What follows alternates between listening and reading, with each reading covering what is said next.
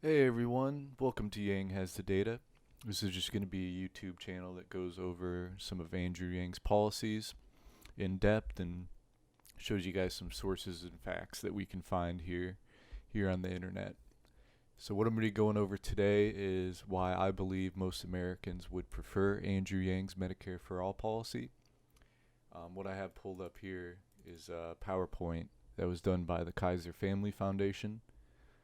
They did some polls on the public opinion on single-payer national health plans and expanding access to Medicare coverage. I'll be going over a few slides, not all of them. So the first one here is terminology plays a huge effect into the public opinion on national health plan. A lot of people are debating Andrew Yang choosing Medicare for All for his terminology. For his health plan, in my opinion, that was the best route for him, because if you look here, data shows that Medicare for All and universal health coverage are the most positive and the most receptive terms that can be used for a national health plan. Like, just imagine if Yang were to had named his health plan socialized medicine, and he intended it to do the same thing as the Medicare for All would have done. How many people would oppose his health plan just because of the name being socialized medicine? So, like I said, I think Andrew Yang has every right to choose Medicare for All for his terminology, and in my opinion, that was the best route for him to go. If we move on to this next slide here, I found it quite interesting. So these are the most important issues among people that support Medicare for All. Number one being that it covers all Americans, simplifies the healthcare system, eliminates monthly premiums, very, very common sense things that we all would think of off the top of our head. What I found interesting about this slide, though, is that at the bottom here, what we have is eliminates private health insurance companies. So out of all of the issues that we have listed here, the least of everyone's worry is eliminating these private health insurance companies. Now, obviously, have some people that think it's very important to do so, but out of the majority of people that support Medicare for All, that is the least of our worries. And I know myself, that's the least of my worries. All of these issues above it are a lot more important, in my opinion. Most people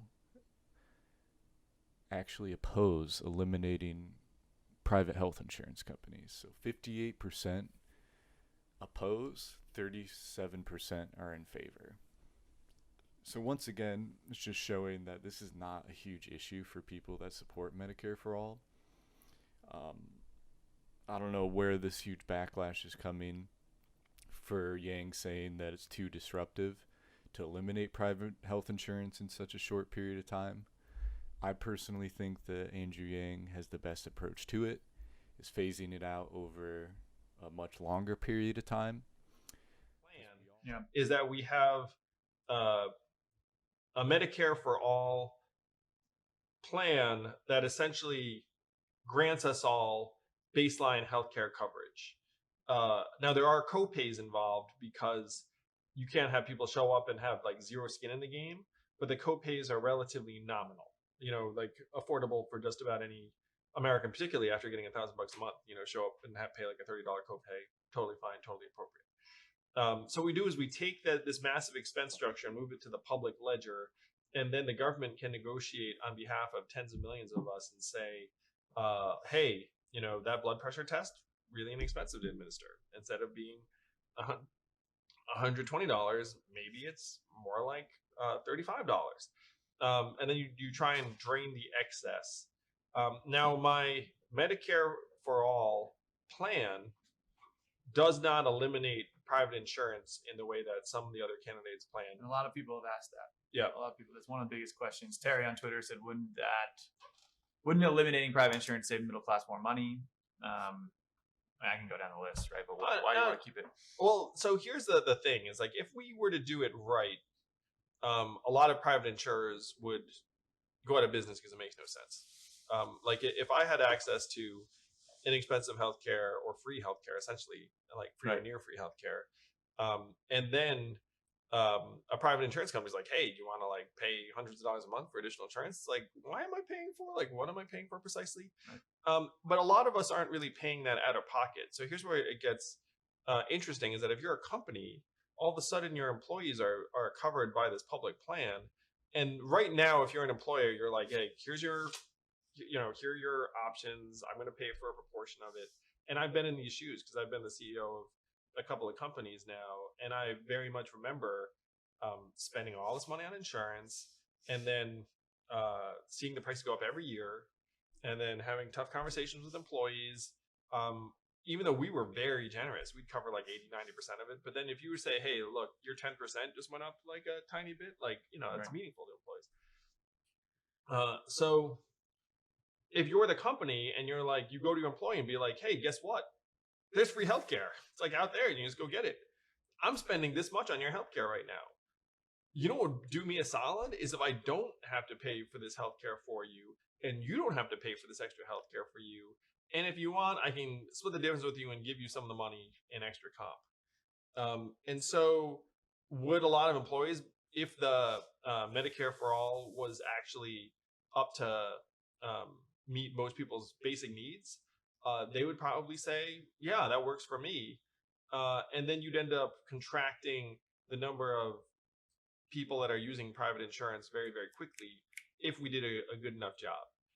To me, that it has to be the role of government to say, look, we can actually do a better, or at least cost efficient job, and then actually restore a degree of discretion and competitiveness in private insurers. Because right now they're all just turning the dial and like ticking their prices up every single year. Yeah. That's their business model. It's like, has anyone ever gotten like a reduction in health insurance costs? It's one reason why it's breaking our back. I have a graph in my book, I believe, that's like, let's see if I can show it. I mean, this is going to be a challenge, so this might be very dumb, but wait. Is that healthcare inflation is one of the main things that's breaking our I'm back. laughing because I've seen you do this. Like, let me show you in my book. I've seen you do this hundreds of times. Yeah. To people in line when you're getting selfies. Let's see if I can show it You to found people. it? I did. So here are like I'll see if I can do it. So there are like 3 lines. You can see it's probably not very visible. But the top line, the one that's the craziest increase, is school cost. So that's university, and that's up 250% or so in let's call it a 25-year period. It's crazy. Then the next one is healthcare, and healthcare is up. It looks like it's annualized. It goes up from a base of 100 to 800 over looks like it's like a maybe 30-year period. So it's like 8x. And then the other line is other costs, which have been more or less static. So you can see that healthcare is one of the main sources of inflation because the business model of these companies is just to keep on ratcheting the prices up and up. So the plan, to summarize again, is Medicare for all, modest co-pays, but you have coverage, just one of those wonderful rights of citizenship. And then we shift the burden from businesses and families to the public sector that can then negotiate for lower prices. Do not get rid of a private insurance. And then private insurers would then have massive competitive pressures because they are essentially competing against this very, very low cost alternative. And then you would see them hopefully bring that curve down or frankly disappear. What I want to point out here is that Andrew's Medicare for All policy is going to stack with the freedom dividend. People making under $15 an hour are likely working in the service industry. And actually, when I think of it myself, every job that I've had under $15 an hour lands into one of these categories here. Andrew Yang is always, his number one thing is that automation is going to be taking away a lot of our jobs, and he talks about it all the time. We've all heard him mention his stump speech, and we've heard him speak even more on it. But if you look at all of these jobs, so we have retail salesperson, we have cashier, food preparation, fast food workers, office clerks, laborers, freight, stock, material movers, janitors. Most of these categories are being threatened by automation currently. So I thought those were a few points that had to be mentioned. Hopefully you guys found them as interesting as I did. Now, some of you may have some different viewpoints, but I want you guys to just let me know what you think in the comments, and hopefully we can have a good debate. I'll be going over more of Andrew Yang's policies in depth. Let me know what you guys think. Like, subscribe, and stay tuned for more.